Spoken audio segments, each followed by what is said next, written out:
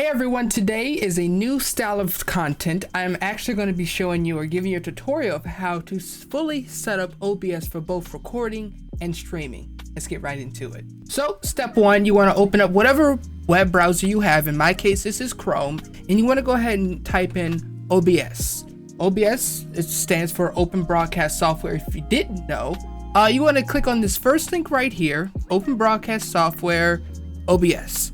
And depending if you're working on Windows, Mac, or Linux, this is going to be a tutorial for Windows. I can do a tutorial for Mac users. If anyone needs that specifically, I can link you guys to a video that I can record and I'll just upload it and it'll be there for you. But for today, we're going to be working with Windows. Now this is the same for Windows 11, 8.1, and 10. I'm personally on Windows 10 because it's the superior software. But we're not going to get into that. I can't stand Windows 11. But when you click the download button, it's going to go ahead and give you a download. If you're in Microsoft Edge, most likely the download will be right up here at the top right of the screen. It's the same thing essentially. You can either click here or you can go right into your folder, your file explorer, click downloads and launch the installer from there. You just give it a double click. This window is going to pop up and you click yes. Do not click no, because if you click no, it will not install. Just right off the bat, okay? It won't install. Next, this will just take you through the installation guide. Not really anything you need to read unless you are interested in reading copyright information. If that's you, do it. That's not me. Next, you can also choose the folder where you would like OBS to be installed. I have a 2 terabyte C drive. Not bragging, it's just what it is. If you like to install it somewhere else, you'll just hit browse, you'll select the drive or folder that you would like to move it to. Go ahead and click install, it'll run. It may be a little bit slower on your system depending on your hardware. Once that's done, I'll give it a cut. All right, so now OBS has been completed, or OBS has completed downloading. You can view the release notes, you can click that if you're interested in that type of stuff. You can click this box if you want it to launch immediately. I'm actually not going to click that. I'm going to go ahead and click finish just for the avid user who just may not, have that checked by default. I'll show you where it installed to. So we go ahead and click the X out of this window. It'll take us, we can exit out of our browser as well. It'll take us to our desktop. From here, it should have installed right to your desktop if you installed it to your C drive. If you did not install it to your C drive, it most likely will give you like an icon and whatever drive that you have it, that you selected for it to go into. If it's not up here by default, I will give you guys a short tutorial of how to locate the icon, make it a shortcut, and put it on your desktop. Okay, so to locate where OBS has installed to, if you did not choose your main C drive, it most likely did not give you a desktop shortcut. If it did, that's great. If it didn't, I'll show you how to achieve it, or retrieve it, I should say. You want to go into your file explorer. We're going to go to your local disk. Let me just make this bag big so we can see it. You want to go under, I believe, program files, OBS Studio. It is in bin. Click on bin, 64-bit. And the obs.exe will be right there. Once you've gotten there, you want to right click and then click create shortcut. Well, it'll say Windows cannot create shortcut here, which we already know. The shortcut will be placed on the desktop instead. Go ahead and click that, click yes. And now, as you can see, if you go to the desktop, well, for me, there'll be a duplicate because I already have OBS right here, but here it is. This is the shortcut that it made. So just one more time to reiterate for people who did not see that. We're going to go to File Explorer. We're going to go to your local disk C drive. Whatever drive that Windows is installed on, you want to go to that one. Then you want to click on Program Files. We're going to look for OBS-Studio. Bin 64-bit OBS 64.exe. Now it may say 32, OBS 32, depending on what system you have. It just simply means 32-bit and 64-bit hardware inside your computer. You want to right click on that and click create shortcut. Once you do that, it'll say Windows cannot create a shortcut. You want to be placed on a desktop instead. You just click yes. You can X out of this window and voila. There you have OBS. So now we can go ahead and double click OBS. It'll It'll go ahead and launch. It'll open for us. And if this is your first time installing OBS, it'll give us an auto configuration wizard. Now, me personally, I don't like to use this, but for the first person user, this is your first time using OBS, you'll probably want to use this.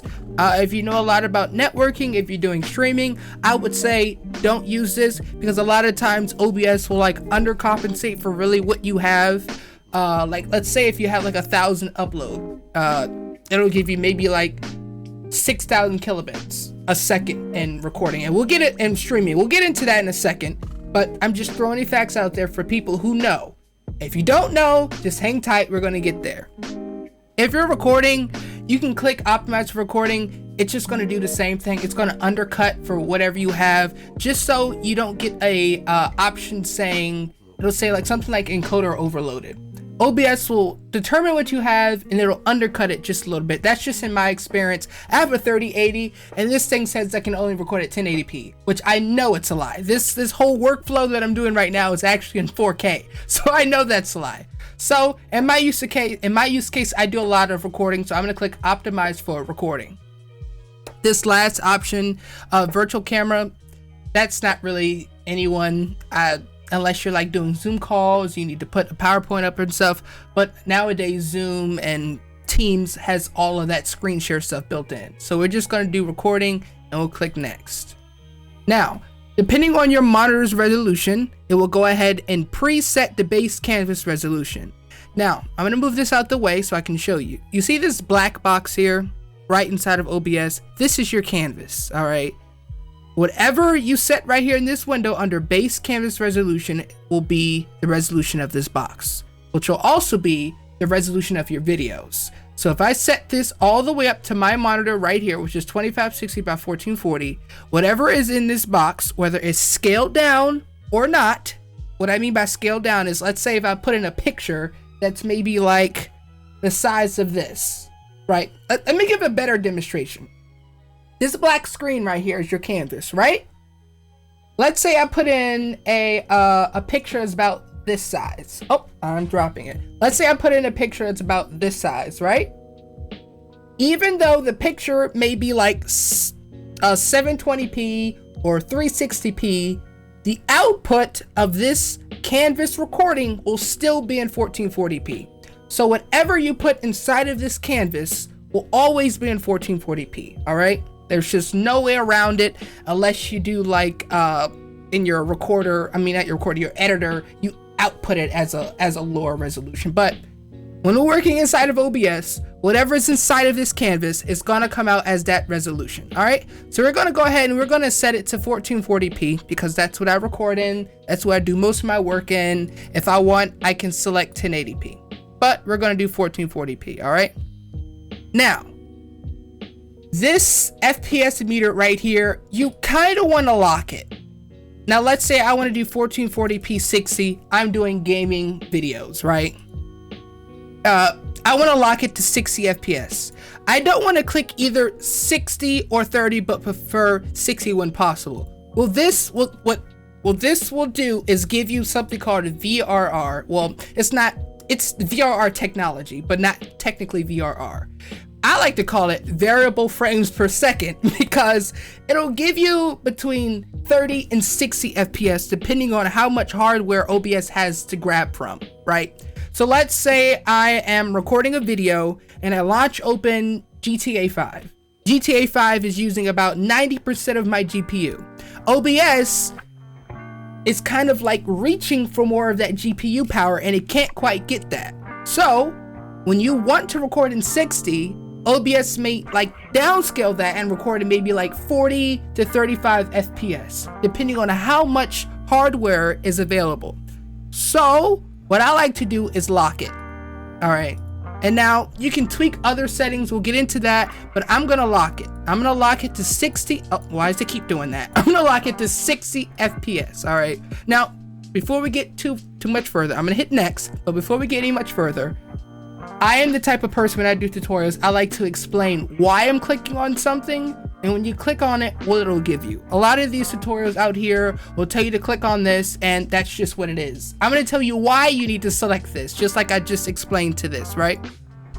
This other one, like again, if you're not choosing anything like 1440p or 4K, you're really not going to see a resolution difference in this. Again, it has variable frames per second, which you don't want. You want it to be locked to 30 or 60, depending on your use case. My use case is gaming. So go ahead and click next. The program has determined estimated settings. So like, again, you see this right here. I have a literal 3080 sitting inside of this computer.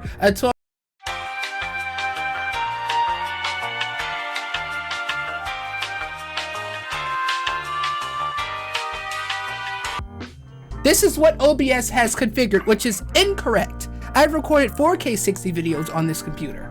So what we're gonna do is we're gonna head, and I mean, if this is good for you, if you're perfectly fine with doing 1080p video, that's good for you.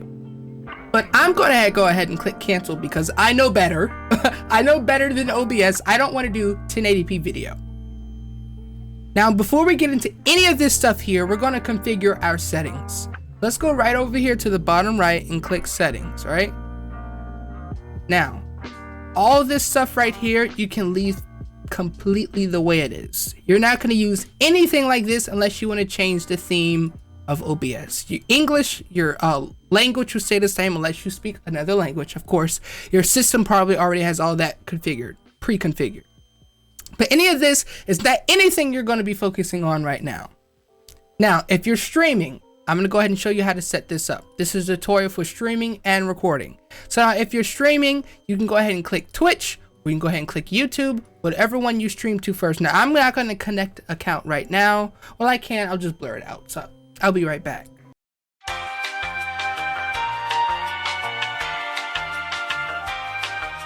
Okay, I've already set up I've already connected my Twitch account while we were cut. You can go ahead and run this bandwidth test mode, but I'm going to show you guys how to get better settings here. All right. So on the streaming side of things, you'll work with a lot of like networking technologies, right? So let's say I want to stream at, I will give you a figure of 1080p 60 because that's pretty much what everyone does on Twitch and YouTube. Only a little bit of people, myself included, record and stream at 1440p 60. I just like the clarity, and I have enough bandwidth to do so. All right.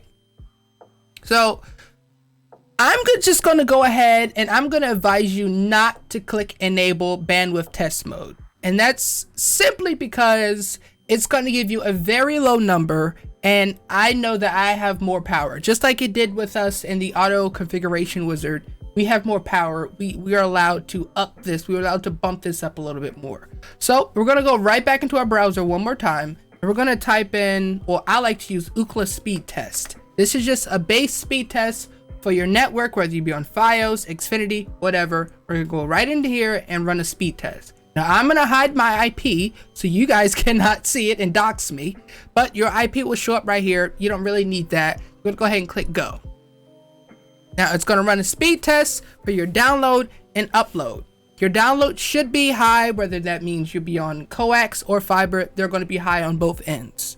Now, fiber users, you guys will benefit from a very high upload speed, and that's just because of the technology that the fiber cable runs through. I personally have 1,000 up and 1,000 down. I won't always get 1,000 up just because of like bandwidth, people on the network with me. I have my own router up here, but still sometimes I may not get the best out of my plan. All right. I have 300 and, oh my God, get out of here. I have 354 upload speed. The upload speed is the thing that is very important. This is what we need. All right. This is how we're going to determine how much bandwidth we can allocate to our stream. All right. All right. So I have an upload of 354.33. So that means that is 354,000 kilobits per second I'm allowed to stream at. I am not going to do that for anything. Not even 4K video requires that many kilobits per second to be able to be streamed at. We're going to do a little bit of math here, right? So 1,000 kilobits equals 1 megabit. Now let's say you are on Xfinity. In my region, I am like the East Coast, like Virginia area. We have Xfinity here and it's on coax, so it's not that great. So that means your upload speed may be around, let's say around 15 to 25. That means you're only able to stream at 15,000 kilobits per second. Again, no one will use that in that use case at all. You shouldn't be streaming at that at all. We're gonna keep this window open. We're just gonna remember this, okay? Let's hop back into OBS. We can now go to our output tab. Under video bitrate, remember we just saw it right here, maximum video bitrate. We're gonna ignore that, right? We can go ahead and click this. Now, this is going to be different for everybody watching. Like again, I had 354, you may have 15 or 25, you may even have higher than me. We do not want to max out all of our megabits per second just streaming on OBS, all right? So I'm going to give it somewhere around, for a 1080p 60 stream, I want to give it about 6,500 kilobits per second, which is equal to 6.5 megabits per second. And that's really all you need for a 1080p stream. That's more than enough, all right? I'm going to leave it there. All right, that should be more than enough for a 1080p 60 stream. I mean, if you want to bump it up just for added clarity, you can go to like let's say 8,000. That's maybe too much for a 1080p stream. That's maybe like a, well, for a 1440p stream you would do 9,500 kilobits per second. That's what YouTube recommends, and that's pretty much what everyone else recommends, just because it takes more bit rate, more information to push those higher quality pixels out to streams and things like that. So I'm gonna go with 9,500, or actually I'm gonna go with 6,500 because this is majority of the people watching 1080p stream. I'm also gonna leave this on hardware. If you have a NVIDIA or AMD GPU, you should have hardware NVENC, or I believe it's, I don't remember what it's called for AMD, but it just set it to hardware.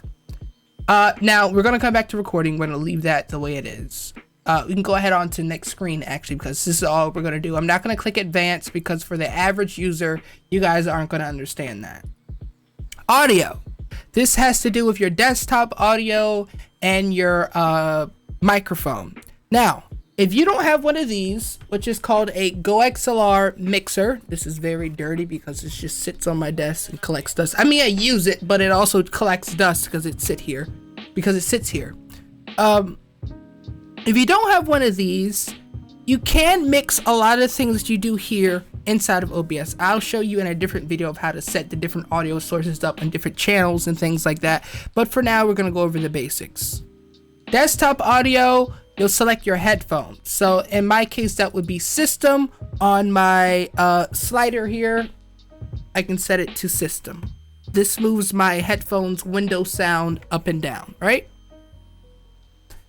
Next, my microphone is labeled as chat mic. This is the microphone I'm speaking into right now. And if I turn this up and down, I will get lower and louder. I'll show you. So if I turn this down, turn it up, you can hear me again. Same, I'll show you. You can do that the same way in OBS. I'm just showing you that it's better than OBS. You get it, all right? So we selected our mic, and that's pretty much all you guys have to do in here. You're not doing anything with audio ducking or monitoring, anything like that. Again, this is a video for the average user. This is our base canvas resolution. So remember the analogy I gave earlier with the base resolution the base canvas resolution. If you put something in here, it's going to output it as 1440 or 1080 regardless. All right. We're gonna go ahead and set this to 1080. Again, we're doing this as a 1080p 60 stream, the average user. Now, as you can see, OBS has pre-configured that I'm only able to do 720p, which is very incorrect. Now, depending on your hardware, you may be limited to 1080p or 720p, and that's completely fine. You can leave it. You know what's in your computer. You know what you're capable of. Do not push it, because if you do, you'll get lags, you'll get frame drops, and you'll get like buffering freezes and things like that. So you know your system, you set it up the way you should. I'm gonna go ahead and I'm gonna set to 1080p in and 1080p out. That pretty much means The base canvas resolution is our input, so whatever we throw into this black box is our input, and our output is our stream. In 1080p, out 1080p. Downscale filter, I like to set to Lanczos, which is the sharpest image quality that it'll let you put into the base canvas area, right? You can set it up later with a filter. Jesus, that was loud. I did not mean to do that. You probably couldn't hear that, but that was very loud for me. I'm gonna turn this down. You can set up a filter later on certain sources where you want your face cam to be sharper and things like that. We're not going to do that right now, but for our base canvas resolution, for everything that goes on inside of this black box will be sharpened by 36 samples, sharpened scaling by 36 samples. And like again, I say this is and will be a gaming oriented like tutorial that's just for like the gaming user. 1080p 60. That's pretty much all we're going to go into here. If you guys have multiple processes going on, we're now in the advanced tab, so we went from video down to advanced. If you guys have like multiple things going on, so let's say you're streaming and you have Chrome open, which uses a lot of resources. I keep telling my friends that and they don't believe me, but it uses a lot of resources. Let's say you have OBS open, you have Chrome open, and you have your game open. And you know that you don't necessarily have the strongest hardware out there. In Task Manager and inside your computer, like processor in general, you can set OBS to have like more priority over your game, over Chrome, and over whatever window you might open up. So I like to set it like above normal. High is like where you start to see frame drops inside of your game. So let's say I set OBS to high and I have like something like a 1050 Ti inside of my computer. And now I go to launch GTA 5 or Fortnite or Fall Guys or something, and the game runs like crap. That's because your computer, your processor, is dedicating a lot of its energy, a lot of its hardware to running OBS. So I don't like to keep it like anything above normal or above high. You can also tweak other things inside of like your settings under control panel. We're not gonna get into that in this video, but for now, I'm gonna set it to above normal. And that's pretty much it. I'll give you a quick overview of what we set up here. We skipped this because this is just basic stuff you don't really need to know about. We connected our stream. Now I selected Twitch because I mainly stream on Twitch. You can select YouTube and you can select connect account. It'll run you through how to do it. I personally didn't show you because it would have leaked too much information and I would have had too much to blur, but it's very simple. It'll guide you through every step. All right, next is our output. We kept this on simple because again, this is a tutorial for the average user. We have our bit rate set to 6500 kilobits per second. And the number we got that from is our upload. This is how much we are dedicated to. Again, we're not gonna max this out because there's absolutely no need to. So 6500 kilobits per second just equals to 6.5 megabits per second, which is more than enough for a 1080p stream. We have our encoder set to hardware, so it takes advantage of our GPU, and OBS just doesn't run like crap, pretty much. We have an audio tab where we have our desktop audio as well as our mic coming inside of OBS. Now we have our video tab. This is what our base canvas resolution is set at, 1080p. Our output, which is what our stream sees, is also set to 1080p. Downscale filter is set to the sharpest thing possible, which is Lanczos, 36 samples of sharpening, and our common FPS value is set to 60. Now you can set this to integer and fractional, which means again it'll vary through the FPS. You don't want that. You want it to be locked to 1080p 60. Now advanced. This is the last window. We have our process priority set to above normal. And that's simply because we want to give OBS just a little bit more hardware to take advantage of to run our stream. Now we can finally click apply and OK. It'll pop up windows if you connect certain things. You can close these out if you want, or you can just click and drag and dock them to the top of your window as well. So now we can get set up with our scenes and sources. Now your scene is just kind of like a collection of your sources. And your sources are, let's say I want to do a game capture. All right, you will click the plus button down here. You select, let's see where it is, game capture. You can title it. I like to keep it as game capture because that's a perfectly good name for that, right? And you want to make sure this box down here is selected. Make source visible. If it's unselected, it'll keep a black like screen up here. You want to see it. You want to see what you're streaming. Now you click OK. And OBS has a really nice system of how they capture like games and stuff. They have it where whatever game pops open in full screen, it'll automatically capture it. You don't have to go in and set the game. But if you don't like that, you can go ahead and select specific window, and you can select the window of whatever game that you have open. I'm not going to launch a game right now just because I'm recording this on an external PC over here. We'll also do a video on how to record a 2 PC setup, but for now we're just doing it this way. You can select a specific window. You select the window. So let's say if you had Fortnite open, it'll say Fortnite.exe.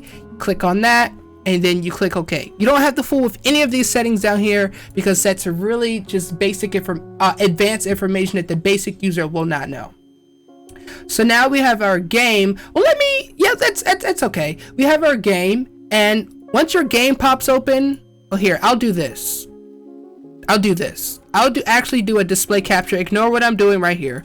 I'll do a display capture, and this will actually capture my screen. Ignore what I'm doing. This will capture my screen. You guys see this weird parallax effect going on right here. This will capture my entire screen. When you add in your game and you select which game window you want it to select, it'll pop up inside of the canvas just like this. All right. Now, we want to add our face cam because we want our face to be like at a corner or right here in the middle of the screen, depending on what type of content you are creating. You can click add. Most of the time it's a video capture device, whether you have a USB webcam or if you have a camera plugged into like a capture card, you would want to click video capture device. You can keep it named that, or you can name it camera. I like to do sometimes, and you can select your camera. Mine pops up like this because I have it plugged in through a capture card and everything. And what you can actually do is once you click on the camera, see these little arrows, these little red boxes at the top of the screen. You want to select this and just move it down and scale it. And now you can move it to anywhere on the screen that you like. So if I want it right there, I can move it right there. Now, if your camera did not show up at all, that's most likely because down here, your camera may have appeared underneath your display capture. So OBS works a lot like Photoshop if you're familiar with it, or an editing software if you're familiar with it. It works with layers. So let's say this is a layer. This is my game capture. This is my camera. If my camera is behind my game capture like it is now, you will not be able to see me. But if I bring my camera in front of my game capture and put it in the corner right here, you will still be able to see me. So that's exactly what I'm gonna do. I'm gonna take my camera, I'm gonna hold down.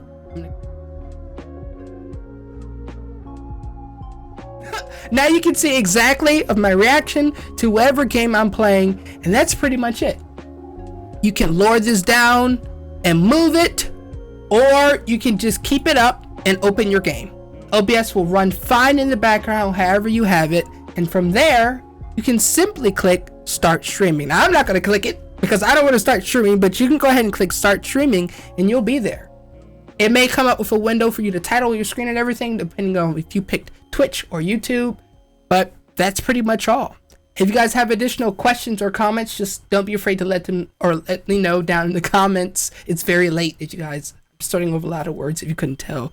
Don't be afraid to let me know down in the comments, and I'll see you guys in the next one.